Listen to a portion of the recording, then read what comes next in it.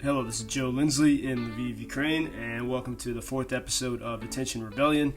Our mission here with my co-host, James David Dickson, reporter at the Detroit News, is to discuss ways that we can create media that gives people value rather than steals their attention. For 20 years, most media has made money by wasting our time, by keeping us glued to our screens, and we want through these conversations to find out ways where we can create media that will actually enrich our lives and enrich our minds and our souls and our conversations.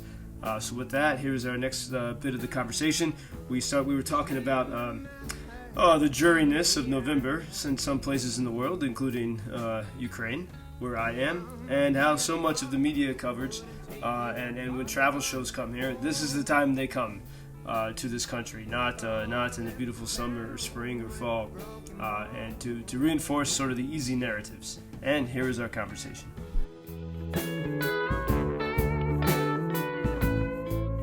Every TV show, like travel show that comes to Ukraine, they only come here during this time of year when it's cold and there's no leaves in the trees and all the green is gone, like perpetual Chernobyl winter.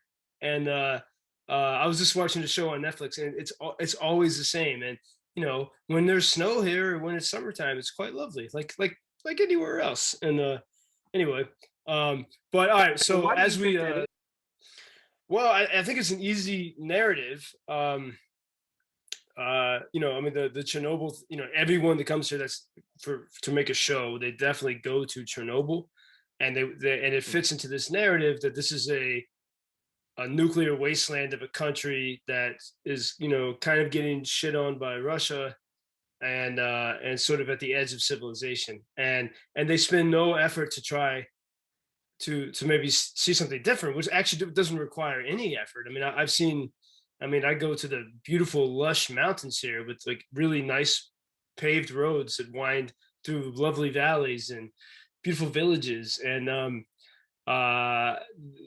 you have amazing cities with fantastic restaurants and European squares, and it just doesn't fit the easy narrative. Yeah, that's it's simply it's yeah. In Detroit for the longest time until it just became so overdone that it went out of vogue. But about a decade ago, ruin porn was the big thing in Detroit, and people would get upset where, some Daily Mail would come in from out of town and just show the most beshitted neighborhoods, just the worst streets, people hard on their luck. And it was widely viewed as exploitive, and you're not taking any real interest in these people. You're not really listening to these people.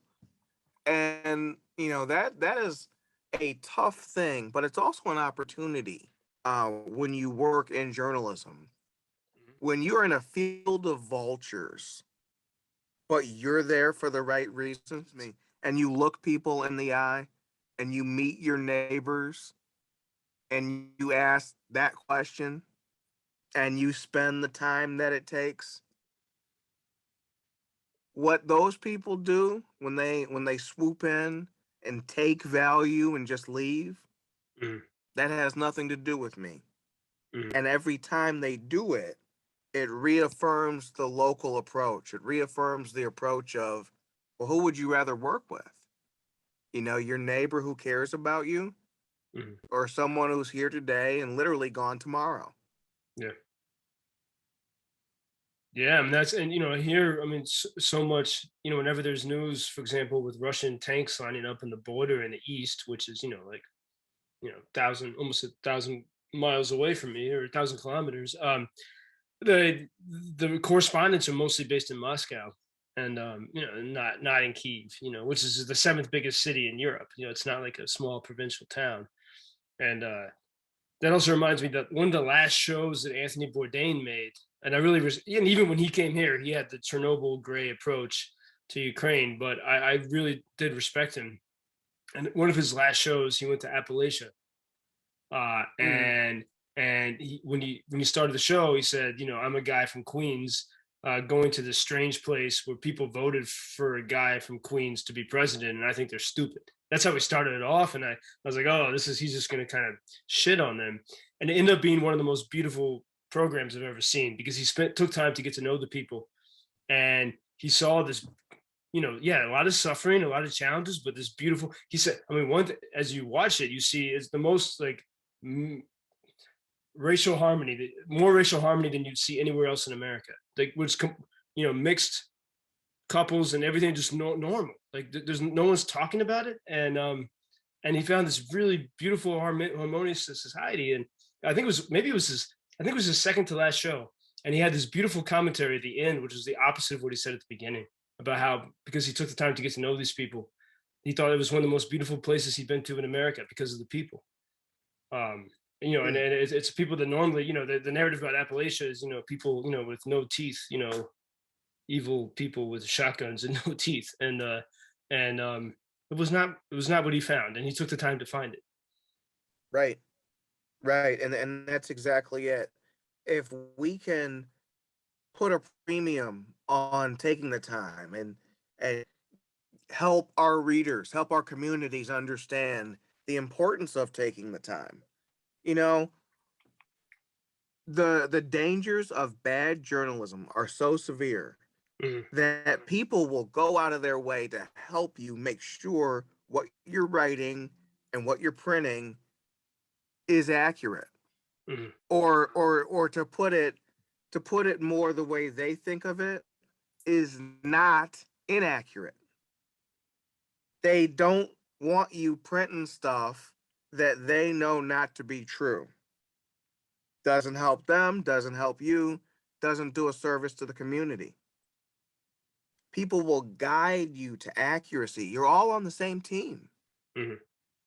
You're all neighbors. I like that idea. People want to help us get to the truth. Yeah. And so as we point out what's wrong with the Moscow-driven approach or the Chernobyl approach or the ruin porn, it's almost as important to point out what's wrong with that as it is to talk about what we do. And doing it, we think we do it a different way, but you have to tell people too. Because they don't know. They don't know. So we have to help them understand. Yeah, that's the adventure of this profession, and it should be an exciting, sort of treasure hunting thing, to find out the real soul of a place, the genie soul of a place. And I love this way you put it about that the people you're trying to learn about, or the place you're trying to learn about, they will guide you. Because they know it, and it's a process of, you don't figure it all out in one story. Oh, I left the town with my broken bones. Thanks for listening to the Attention Rebellion podcast, produced by the Lviv Lab for the Activation of Democracy.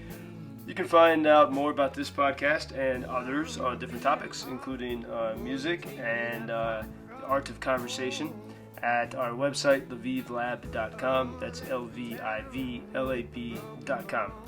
Thanks so much for listening, and do побачення from Lviv, Ukraine.